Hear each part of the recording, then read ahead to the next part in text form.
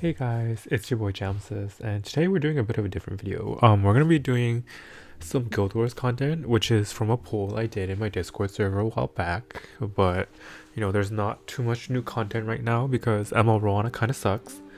But we'll get into it. This is my defense. It's kind of bad. The only wins I get are when my Celius outspeeds, and when my Lua cheeses Ziliuses with the Song of Stars, and they get executed by Jacko.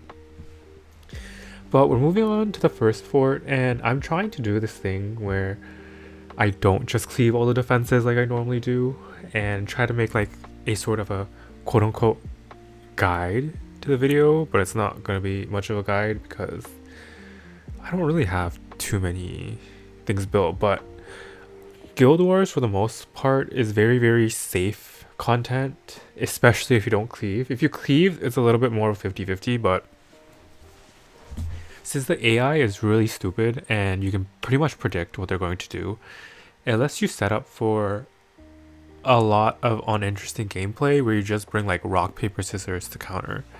And that's why Guild Wars is kind of unfun for me, because since like a lot of Guild Wars is solvable in a sense by just like good team comps, what most people do in the higher tiers, they just kind of add in a lot of RNG.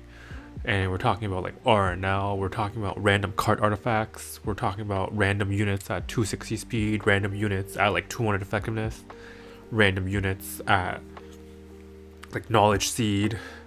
What else? Like RNG counter units that are toxic, like Archdemon, not Archdemon Mercedes, just regular Mercedes, Shu, Senya. You see a bunch of things on injury that you'll never see before in your life, like injury Shu, injury Senya, injury Mercedes. Mercedes that's 260 speed, follow up Silver Rain Ran or something. Like Guild Wars is the area for cooking. Anyway, for this top fort, I was thinking of using NingNing because we can't use extra turns because that procs Benimaru. But Carrot is pretty good into Celine, and by using NingNing's S3 and push up, we can actually make use of Milim, I think, to finish off the Benimaru. So that's what I'm cooking up for the first fort. I think a safer overall team would have been just like Mitt, Hand Guy plus Senya, but I don't have Senya built. This is a really fast Spirit Iceline. Well, it's not really fast. It's just like 270 because my NingNing's only 260 because she has some of my most leftover gear. Anyway, though, NingNing hard counters this comp just because of the strip, the barrier inversion, plus the non-attack skill usage. Not the non-attack skill usage. Like she doesn't proc extra turn, so she's like pretty safe. Carrot's pushed up, which is like pretty expected. We just burn the DPS units. I decide to soul burn here just to be safe into Benimaru and extinct him so the Spirit Eye can't bring him back if things go like tits up. But yep. We're already partway through the first wave battle. I was kind of hoping they would go into like Milim or Carrot because they're a bit more survivable. But it looks like NingNing is about to die. But that's okay because I literally don't use her anywhere else. I pray that my Carrot doesn't crit. She doesn't, and this first side of the fort goes down. Oh, I think Pirate Captain Flan would have been pretty good here too. Solitaria would have been decent, but there's a few options. Like there's definitely a lot of options this fort. I just chose to hit it with units that I had readily available. But yeah, that's what I'm trying not to do. I'm trying to not use ML5s.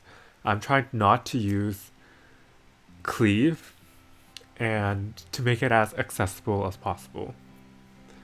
I think Arya might have been decent in the first round if I had a lot of mitigation, or if my Arya was a bit tankier, because Spirit Iceline does do quite a lot of damage. But in the second fort, we're going to see why ML Roana is just not being used by anybody. I didn't speed contest him at all, so ML Roana is able to go here for free, and even with the death break on APOC, it just doesn't do that much damage. And it's quite pathetic, honestly. She wasn't able to reset my Destina either. And that's the problem with ML Roana, is that she just overall doesn't do too much. She's too reliant on the first unit, like the frontmost unit. And most frontmost units that are really fast don't survive that long unless your name is Conquer Lilius or like you're a Guiding Light abuser. And Guiding Light also has a 30% chance to just grief you randomly and get you killed. But they're also more susceptible to getting outsped because, you know, most Guiding Light openers, the fastest Guiding Light opener I think is Celeste or Leica after that. Well, I guess it would be Cerise, but like, who uses Cerise, dude? Anyway, like once Rand dies, Roana never naturally gets a turn. And that's one of Roana's biggest issues, is that she takes way too long to ramp up, and there's no payoff for using her. Her S3 doesn't do enough damage to justify it, and even though Roana does get like counterattacks here, like they poke me for like 2 damage because I'm tanky. And I guess you could use the argument that she's follow-up for like cleave against other aggressive openers, but in a lot of those cases, whoever grabs first turn wins if like another party didn't decide to pivot out of aggressive play. And that's just kind of sucky, where she just loses to things that outspeed her team, but she's not great into things that do outspeed her team either. Maybe it's the gear quality of people I was facing in RTA, but like for the most part, she just looks like quite a awkward unit. I'll say awkward. Her animations are nice, her concept is nice, but in reality, it's just not anything to spend your mystics on. So I did 30 pulls on her, but I don't think I'm going to be pulling her anymore, just because, you know, she's that disappointing. I turn on auto because I was like tired of watching the animation or pressing the buttons.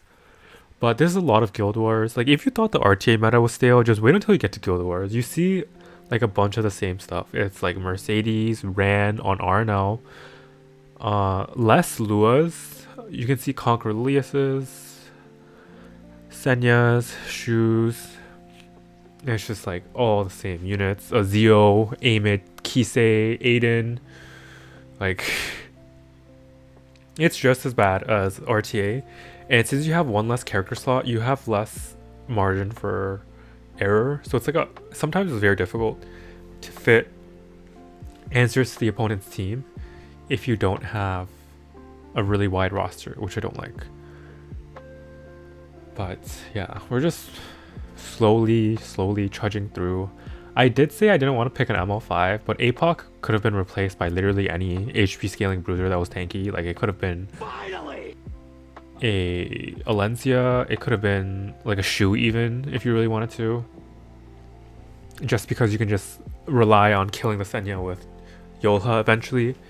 But I will definitely say, if you want to be a Guild Wars player, you really need to build Destina and Yulha and like Crow. Crow will be good if I had the gear to gear him, but his gear is on Dark Horrors right now, so unfortunate. I kind of have to problem solve what I want to do the first tower with, because normally what I would do is I would just cleave it with my Celius, because I'm pretty confident that mine would outspeed his. But since I'm trying to be more accessible, I think I'm going to use the core that people like to use, which is Phyllis plus Doris, which is another set of MVP units for Guild Wars, just because they counter a lot of the Guild Wars meta. Like Doris kind of shuts down any dark unit.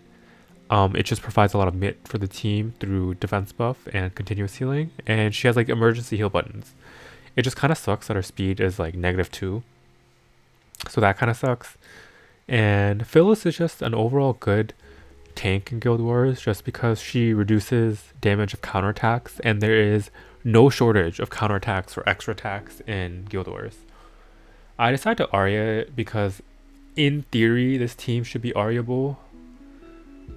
And here are the stats for what I'm using. They're not the best, but they're not like terrible.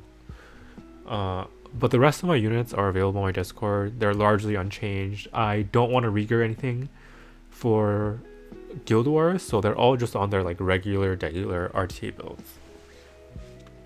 For the second team, I think one of the safer teams for this would be Zio with Politis and Caesarea. are like safe-ish. But Caesarea, you'll find in Guild Wars, she like bricks every bomb that you need her to land. And I didn't want to use an MO5 that isn't easily replaceable either. So I decided to just go with, whatchamacallit, a standard tank down team. I'm still using APOC, but again, she can be replaced with any HP scaling bruiser, like even Ilanav. Maybe not Ilanav because of Kize, but like an HP scaling bruiser. We start off the first match, and it's going to take forever. Because all Guild War matches take forever if you don't cleave them. It's just that it's very safe and it's hard to lose. But I do not want to spend my time in Guild Wars. I'd rather be doing literally anything else. So we're just doing the thing where we just press Arya, and then we watch the enemy team just kill themselves on Arya. But you will see that this anti-crit is actually really fucking annoying and not working out in the way I want it to. And look, like literally his whole team is on counter except for Celius, which we found out that she is on an ER build, or at least that's what I thought when I was recording this, but apparently she gets blinded by Arya, so I guess she just bricked her debuffs at the start of the match or something. Anyway, I poke Shu to try to dispel buffs off. Shu goes into Doris because she's out of stealth because, you know, all the dual attacks knocking my whole team out. This Shu needs to calm down because she's doing sizable chunks of damage to my team even through defense buff, which is kind of disgusting. We finish off Mercedes, but I think this is a mistake. In hindsight, I think I should just try and focus down the Shu as fast as possible, or at least the Celius, just because the result of me killing off Mercedes means that Celius can only pull Shu, and that is going to get very dangerous very quickly, which is why tanking down against such teams without a Yulha or Destina to actually kill the Shu is quite difficult. But I kind of needed that stronger team for the second half, just because trying to tank down against Amid is a hard ask, especially when you only have 3 characters on a team.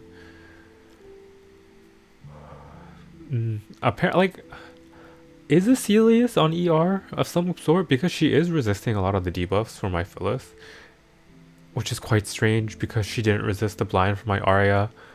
But whatever, the Shu again just continues to pop off for whatever reason. Bitch, I can't see! I go for the blind, but you know, blind is a fake debuff, so we just get hit a bunch of times anyway. Celius just takes 10,000 turns because 10,000 turns is fair and balanced. We luckily do get a blind debuff again onto the Shu, but I don't think it matters too much unless we're able to kill her off with this Arya here. I think in hindsight my Arya should have been put back on Scroll of Shadows, because Scroll of Shadows gives you a lot more finishing power, because getting random death breaks just kills your team. Also, that dual attack from into Celius with Phyllis gets Phyllis killed here because she's able to be targeted through stealth, and you know, it's Guild Wars, so Shu already gets like this hidden passive of 100% proc rate on her S1, S2 foosh bullshit, and then her anti-crit makes it so that I kill her extremely slowly, and she actually gets a lot of sustain through the S2 procs, which is really annoying because combined with the anti-crit reducing damage, she's actually like somehow sustaining a bunch of my damage, which I find kind of disturbing. So going back to what I said earlier, I really should have killed off the Celius first to cut off the cycling instead of Mercedes, but I kind of had a lapse in judgment because I normally cleave these defenses and not bother with whatever the fuck is going on. Anyway, our Phyllis does manage to survive another turn, but our Doris looks like she can't heal Phyllis up enough, even with a Celestine. Maybe I should have put her on Tome or something, but we get an unlucky counter from Shu. She fooshes and Phyllis dies. Unlucky. And now she starts to go into Doris, which is like even worse. So we kind of just have to emergency press all our buttons. Luckily, Celius doesn't end up dying here, so it's not as bad. Now that Shu isn't able to just cycle like a, maniac. And we still do respectable damage. But I think for the most part, we did stabilize. It's kind of unfortunate. We did lose Phyllis. But I think she did her job pretty well here. As long as I don't lose, it's not too big of a deal because, I can always gear something else if I really have to.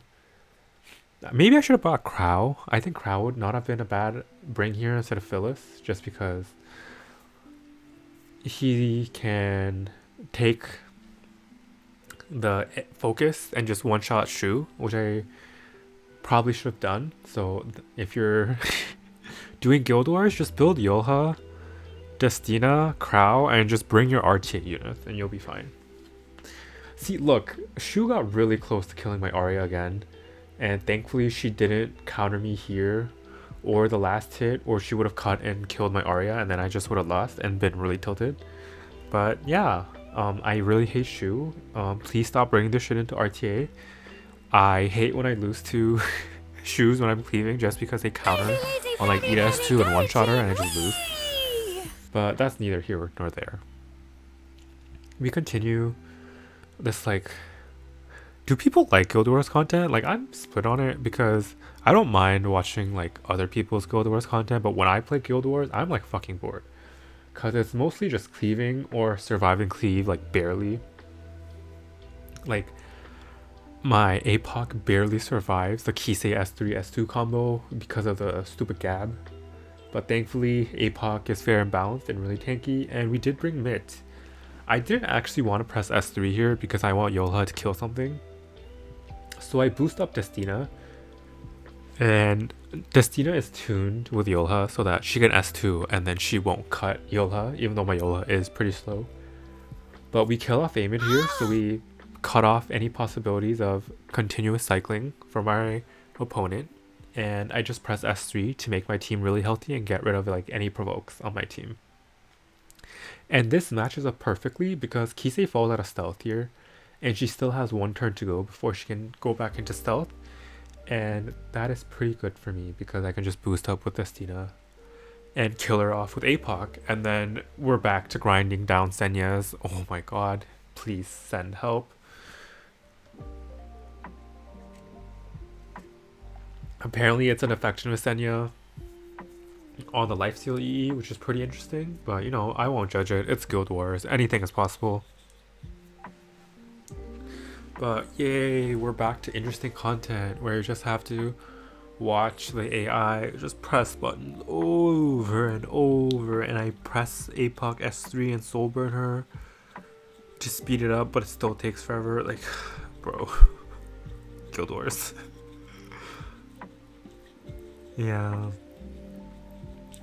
But yeah, let me know in the comments, like, is Guild Wars content what people want to see? Because I can record what I normally do, which is cleaving it, and that takes like 10 minutes. And I guess it would be more interesting because it'd only be interesting if I failed, because I would just fail spectacularly where I just lose to random RNG. Like, I've had my Celius be outsped by enemy Celiuses before. Well, my guild has scouted that it's not a fast Celius, so it just means that my Celius min rolled speed and there's max rolled speed, which is like whatever. But not super interesting content overall. I think it does need some sort of rework because it's like Arena but more annoying just because people overload it with RNG, although I guess that's regular Arena too. But in regular Arena, I feel like it's a little bit mitigated just because you can bring more units, so you have more like fail safes, like, like you're not stuck with like a healer, tank, DPS. If you don't want to play turn 1, you have more options, which I feel like is pretty good. Anyway, we hit our fourth like a good guildmate, and then we move on to the Stronghold. And by this point, I was pretty fucking tired of sitting around and trying to hit Senyas for 5 hours. So I decided that for the last match, I'll demonstrate how I normally do Guild Wars. But I would say that this isn't something you should emulate because this is what got me kicked out of Potato Farm.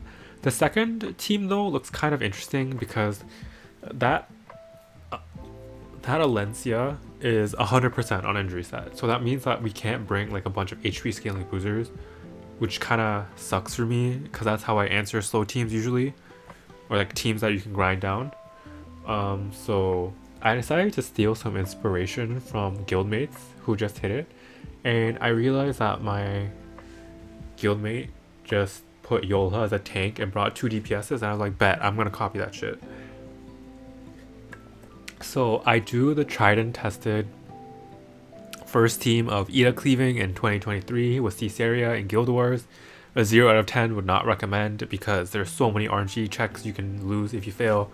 You lose if Caesarea, there's a lot of opportunities to lose. I mean, you can lose if Celius fails to proc her strip and you have to force extra bombs into trying to kill Senya. You can lose if I think you're too slow. Is there a lot of losses? Most losses I guess would come from like 15% if you get hit by like multiple. And mind you, my CC area is 250 effectiveness. So there's no way in hell the Senya has 350 effectiveness either. Luckily we do land everything. And we don't press Ida buttons just because I know from experience some Senyas on Guild Wars defense are on Elbrus. So there's literally no point to just risk that for myself. We stun Senya, oddly enough. I guess it was effectiveness, and we save our souls for next game for whatever reason. And look at that, look how fast that was. But it's still on the riskier side just because of Caesarea and Ida, and like stripping and not stunning stuff gets you killed literally all the time. Maybe they had like a freak 315 aim or whatever, and that would have killed me. And when we move on to this match, I wouldn't say that this match, this side is super reliable either, because if Bryceria did not proc 6 out of 6 debuffs, it would have been really sketchy. This could have gone in the way that Alencia does not get death break, so she doesn't die to the Senya S3, and she can resist the Senya S3, which allows them to press S3 and do a lot of damage to my team, which would have been pretty bad. Luckily though, we land all our debuffs onto my opponent, but unluckily my Yulha gets defense broken, and my Yulha has ER, so I guess this Karina's on effectiveness too for whatever reason. And that gets really close for us as Yulha almost dies.